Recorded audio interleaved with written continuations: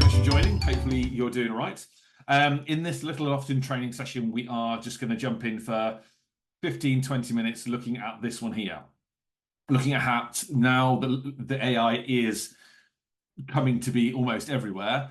How are we using it, and how are we using it actually to support the learning and teaching rather than just as a tool? How is it actually saving us time but still focus on what we want to do? The way that Smart have made that is very much a platform, and the first implementation, we're going to have a look at that this afternoon in the activities. Rather than taking, like I said here, 2 or 3 minutes to make, they're taking that 3 or 4 seconds to make that as well. So we're going to have a nose through this. So I'm going to open up my Lumio page here, and let's just end that lesson to start with. This is then Lumio. If you're unfamiliar with Lumio, first of all, this is going to be a bit of a top level. And we'll probably dive quite into the weeds quite quickly of it. If you do want to know more about it, how it's used, you can just go to the website lum.io, sign up for free. There is a load of training available in that little hat at the top there. Of course, you'll get a link to this video tomorrow, and in that link will be loads of other webinars that kind of go into a bit more detail on how to get you started with Lumio itself. But if I just click start on this lesson here, what you'll notice is that then this is then my lesson. You can make it in PowerPoint, Canva, slides, PDFs, notebook files. And what it really does give you is these things here. The way that you can really transform your content, help learners, those insights. But actually what I just like is that engagement, that I can move these objects around and it will then move for learners on their devices as well. But let's bring that up as a student device so you can see it work in the background. So as I move any of these objects here, it is moving in the background for the learners as well, and they can have that movement for them.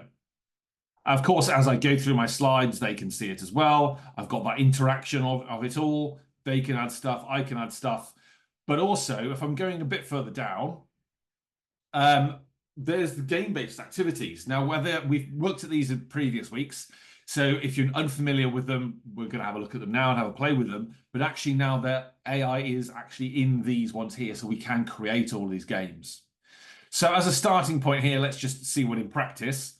So those that have joined already, I have put the link into the chat. If you do want to have a quick play, we're not going to be here for long because we're going to get into actually making them. But if you do want to click on the chat and then get into that link here, it just means that you have then got that game as a learner on your device. So as you're dragging and dropping these things in here, I probably should have remembered some of these, that they can then have a match them up activity. Quick and easy to play for me and for the learners as well. That's one example. There's lots of different ones in here. All really quick and easy, all really good ways to support the learners. Those can all be found when you edit the lesson and add in down here. So I've edited the lesson, added it in. And you can see that this kind of window pops up here. And you can see that I've got this one here running in beta for response. And then if I go into game-based activities, I've got 4 down here as well. So initially the first 5 games that have got this AI integration are down here as well. So if I just start with Monster Quiz, mainly because it's one of my favorite ones, I can then click on Monster Quiz here. And then I have got then this prompt. This prompt will then say, well, let's start. And it's very much aimed as an assist. It's not going to create it and say, like, this is what you have to do. The editing, the personalization, what is focused on your learners is still there. So if I just, for example, start with grade 8, so it's just add one on from our system, if you like, here in the UK. And if I just do weather and climate, I'm going to have 5 questions, and I'm just going to close the door because I think that's noisy. Sorry in that sense there. So weather, let's get the spelling of that correct as well. It's the other weather. So weather and climate, I want 5 questions, and all I want to do is now choose what type of question I want, a multiple choice, and then I can generate them. And then those questions are then generated for me. I can see them in here. If I like them, I can carry on with them. If I want to actually delete one of these questions here, this one here I don't like, I can delete that one. I can do it in that sense there. If I want to add in more questions, I can. Click next, change time limits, randomize them.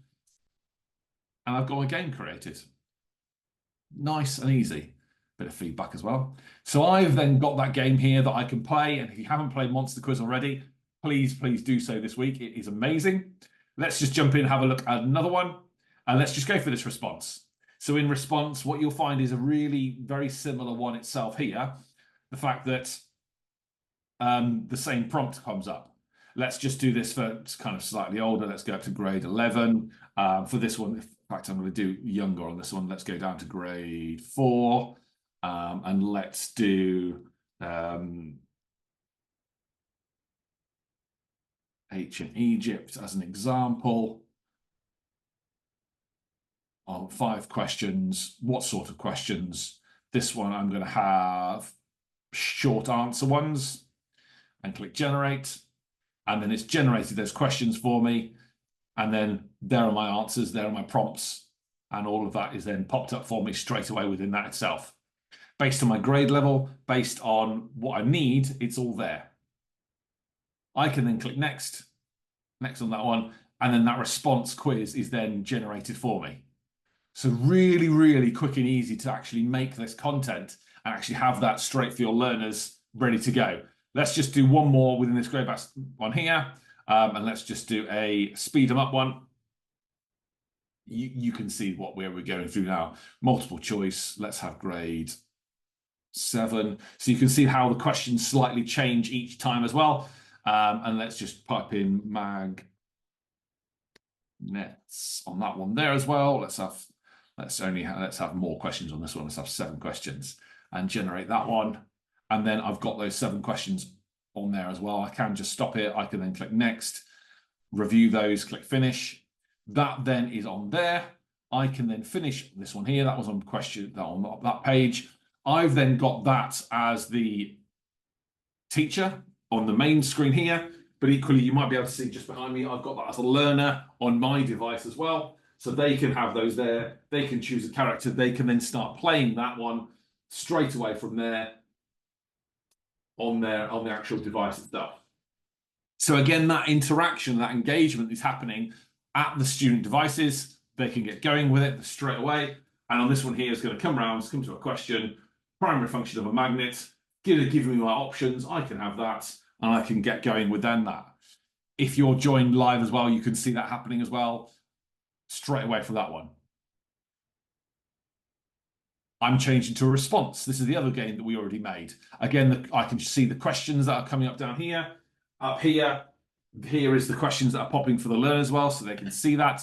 They can send that one in as a word cloud for these particular ones. Great to have those responses really appearing up on the student's device as well. What was the other one we made as well? The monster quiz. The fact that I can then have my learners connected for this one here. I can then click start. And let's get everyone into this game so then we can play with that and actually have that up and running for our students as well. So all of these initial games, if I just even go to new here, these are straight within Lumio. At the moment, they are in beta testing. At the moment, they are available for everyone. So going to have a go with these. Long term, these AI games and everything are going to go into the higher tier of Lumio, into the Lumio Spark tier as well. So if you're wanting a free trial, you can just go to Lumio, lum.io, sign in, and you can use these games, the AI generation of them as well. But long term, these are, when they're kind of coming out of beta, they are going to be in the Lumio Spark tier. And within that Lumio Spark tier, you're going to get use of these games, the AI generation of them all. But you're also going to have access to these shared libraries as well. These shared libraries are a great way to sharing that content across your trust, across your mat, where I can have a library here and share it with, well, the mat. So other teachers can join in and pick these lessons and customize them for themselves straight from within Lumio itself. And then I can add new lessons, new libraries, etc. itself here as well. Just whilst we're on that top here, the Lumio library will continue to be expanded. These will continue to be offered in the main Lumio tier, both the free and the standard paid for version itself here. So you're going to get all of this content of all these games that are already made within that. So feel free to use any of those directly, have a go with that itself from there as well. I have just seen a question that has popped up in the chat, so let's just have a quick look at this. Is AI found throughout Lumio now? It's a good push for the Lumio Spark. So Lumio, the AI side of it is, rather than saying, I think the easiest way would have been is you want a quiz, go and have a look at ChatGPT and come back in a couple of minutes. But the way we've done it is we've built the platform within Lumio so that we can very, very now quickly and adapt to where we want to use it. So our first implementation, make sure that platform's working, make sure it's the right thing to do, is to have the games and the assessments. We've started, like I said, with those initial 5. So within that platform, we can use that platform on any plugin. It's not just GPT, it's not just Gemini, whatever it might be. We can use that as a platform to create these games and come back in.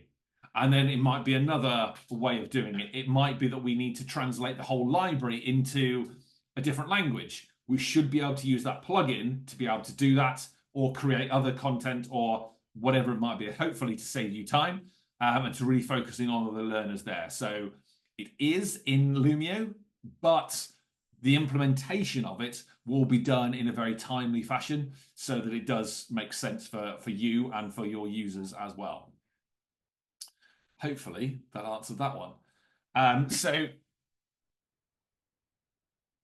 that is then directly within it, and I can put that into any of my games itself here. If I myself have got a Lumio Spark plan, I can create those lessons. And then when I share these, for example, share link, I can share link with a teacher. They do not need the Spark plan because that game has been created. I can share it with them. They can have that lesson. They can use it however. Equally, if I'm sharing this with students, I can share that link there, copy and paste that, and then they can have that game. Actually, students don't need a license at all. It's just for the teacher, so they can access that and have all of those lessons for them as well. So hopefully that's given you a bit of an overview of Lumio, a very small overview of Lumio itself, but mainly an overview of actually those games and the assessments as well.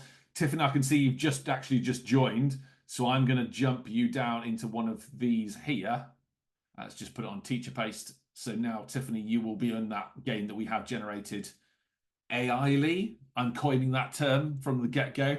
That AI-ly made game is now on your device as well, if you want to have a look at any of those as well. Of course, if there are any other questions in the last couple of minutes, feel free to pop those in the chat. I will get around to those. But if not, have a go with Lumio. Have an explore with it. Just go to Lumio, lum.io. Have a play, see if you can create some of your own games and save yourself a little bit of more time by creating them with AI as well for that. If there are any other questions or anything from that beyond this session, please do be in touch. Any more training, any more support I can be, I'm more than happy to offer you that support either remotely like this or actually face-to-face, whatever kind of needs are for that as well. And of course, if you want any more information about the software Lumio, or of course the smart hardware, just be in touch and we can continue that conversation as well. Apart from that, hope you have a good rest of the day and we'll speak to you soon. Thanks very much. I'll stop sharing. You're welcome for those comments and we'll see you all soon. Take care. Bye-bye.